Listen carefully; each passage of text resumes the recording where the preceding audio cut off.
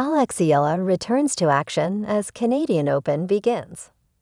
Filipina tennis ace Alex Eala is returning to the court weeks after her Wimbledon main draw debuted earlier this month.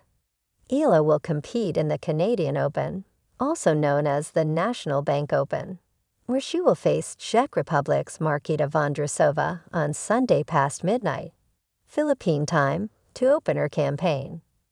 The 26-year-old Vondrousova, ranked 65th by the Women's Tennis Association, won the Wimbledon in 2023 and was the world no.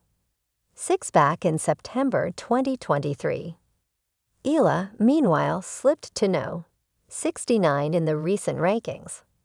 Whoever wins the match will face Marta Kostyuk of Ukraine in the second round.